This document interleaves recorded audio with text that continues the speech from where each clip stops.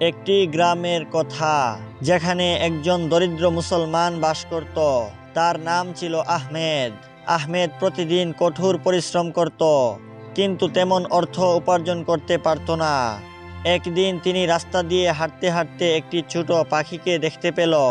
পাখিটি আহত অবস্থায় পড়েছিল, উড়তে পারছিল না। আহমেদ পাখিটিকে নিজের বাড়িতে নিয়ে এলো এবং তার যত্ন নিল। প্রত্যেক দিন সে পাখিটিকে খাবার দিত এবং তার ক্ষত সারাতে সাহায্য করত। কিছুদিন পর পাখিটি পুরোপুরি সুস্থ হয়ে গেল এবং উড়তে পারল।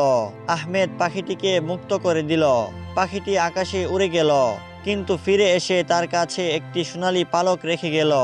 এই ঘটনা আহমেদের জীবনে পরিবর্তন আনলো। সে বুঝতে পারল যে যদি আমরা সৃষ্টির প্রতি ভালোবাসা ও সহানুভূতি প্রদর্শন করি, তবে আল্লাহ তাআলা আমাদেরকে অবাক করে দিতে পারেন।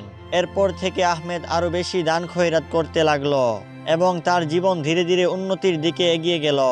এই গল্পটি আমাদের শেখায় যে মানবতার প্রতি ভালোবাসা এবং সহানুভূতি প্রদর্শন করলে আল্লাহ আমাদেরকে আশীর্বাদ করবেন।